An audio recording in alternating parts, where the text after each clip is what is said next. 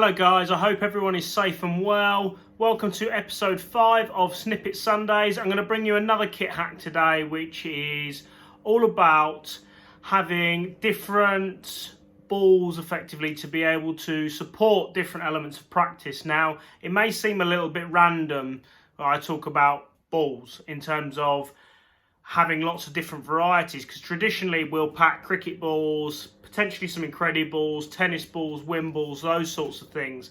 But actually I've got a larger variety. I have a bag effectively of ones that I keep that are a little bit random, a little bit different, that I then use to support in different ways. So I want to take you through some of these as some examples of how I may use them, what I may use them for, and then just bring some ideas to life around how they can be really accessible for you. First one that I've got here is a squash ball. Now this one's a little bit old and knackered, but I know there's a lot of batting coaches that work with some people putting it in their glove.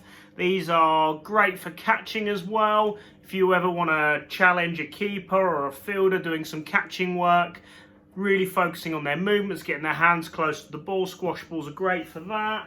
What else have we got in here? I've got a Boba ball, which is basically a ball that when you throw bounces off water. So if you ever get a rainy day, you've got waterlogged pitches, you can do some great fielding practices with these, throwing them along the puddles on the outfield, stuff like that. It's also quite squishy as well, so they're quite challenging to actually catch because they do tend to bounce out your hand a little bit as well, so they're really good for fielders too. What else have I got here? I've got a slightly bigger tennis ball.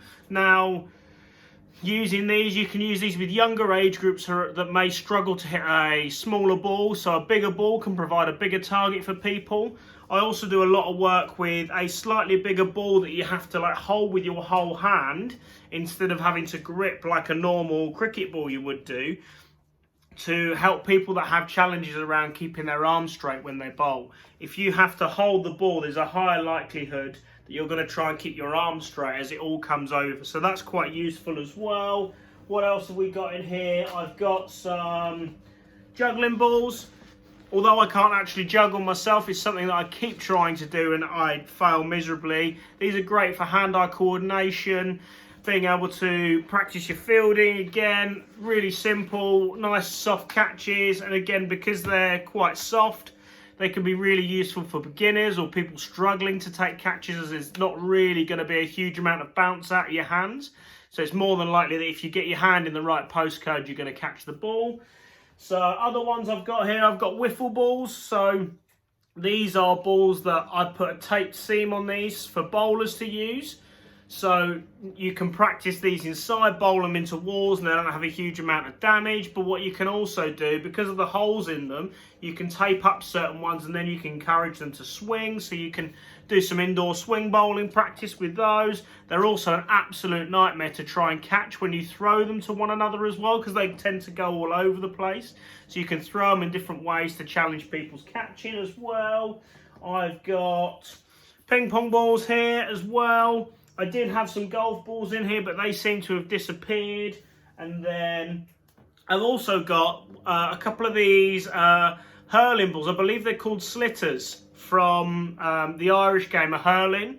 Now, I know that there are some power hitting coaches that use these and are specifically for a hurling drill. These are also great for doing ground fielding drills as well, because they've got quite a lot of a prominent seam all over them. They can deviate a little bit and move around all over the place, so they're quite good for that as well. And then I've got some sponge balls as well, which are great for activities that you can do inside. They tend to spin off the floor surfaces. They're obviously quite soft, so they don't tend to do any damage as well. And I've got some rounders balls as well, which again are quite good for teaching people around throwing, how they're going to look to hold it. Especially younger kids that have got smaller hands, you can still look to grip seams and have a real good understanding of what that feels like as well. So a wide range of different sorts of balls I would use there beyond the normal conventional stuff. And although I've pointed out a load of different things that I could do with all of those, the great thing about all of these is you can use all of these with wicket keepers as well. So having a massive variety that keepers can use, get stuck into using and having a go at as well, because the more different sizes and the feel of objects that they can get into their hands, the more we can help them support their catching ability and their movement to catch the ball, because the ball will do different things, and the more that we can do to support keepers as much as all our other disciplines as well is brilliant. So, little insight into one of my little kit bags. It's basically an assortment of different shape and size balls. I hope that's really useful for you guys. And if you use anything different to me, please do let me know with some feedback. Comment on the YouTube channel for me. Make sure you like the video, subscribe to the channel, and then follow us on Twitter and Instagram. Thanks very much, guys.